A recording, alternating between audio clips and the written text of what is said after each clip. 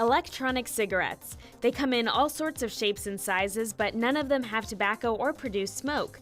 They just have a battery that heats up a liquid, often with nicotine, to create a vapor.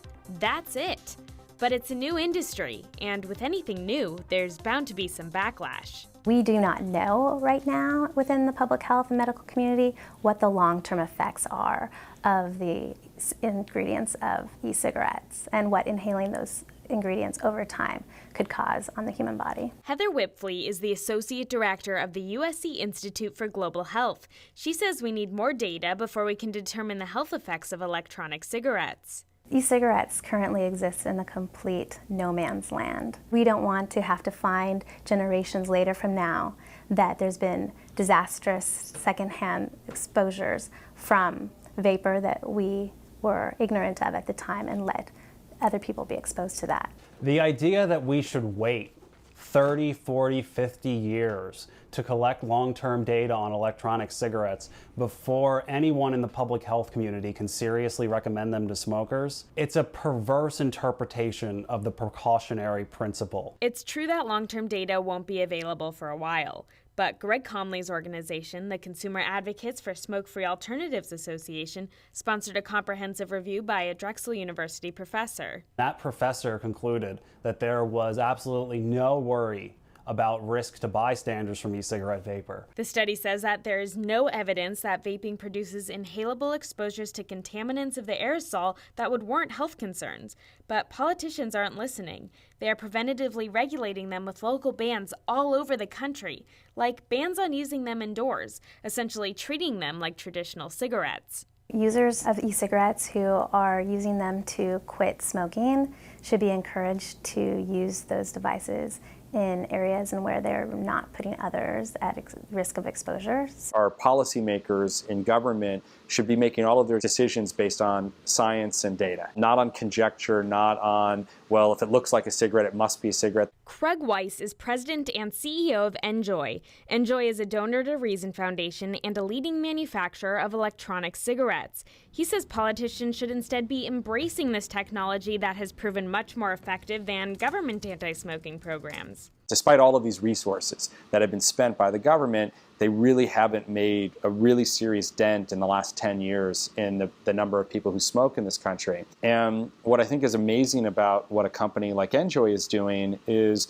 we're using technology, and that's what we do in America. We use technology to solve really complicated problems. So this essentially boils down to regulation versus innovation. And it's not just local legislation causing concern. Top-down FDA regulations are on the horizon. What we expect to see are regulations like ingredient disclosures, good manufacturing practices, age verification, things that will prevent youth access to the product. Now, Craig says NJOY is fine with some regulation, but what if regulations turn out to be more extensive? How will smaller businesses cope? If the FDA tries to apply all the same rules that they apply to cigarettes as they do to electronic cigarettes, it would be a disaster.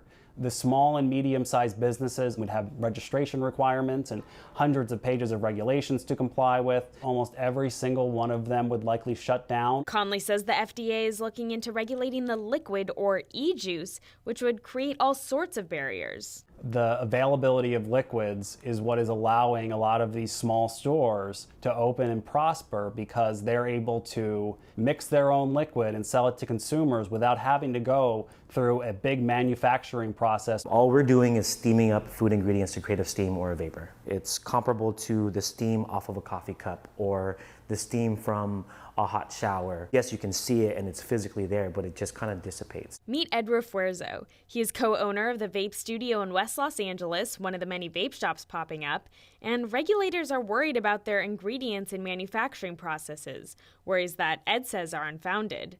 Let's just go over the anatomy of an electronic cigarette. Basically consists of a battery that provides voltage to a heating element. Now the heating element is either soaked in what they call e-juice or e-liquid. We use food-grade ingredients. Propylene glycol is USP kosher food grade. Our vegetable glycerin is USP kosher food grade. And we source our flavors from reputable food flavoring companies. Our liquid nicotine is actually laboratory grade liquid nicotine, and that's about it. Those are the 4 ingredients. This customizable e-juice also allows for varying levels of nicotine, depending on what the consumer wants and needs. Some don't want nicotine at all.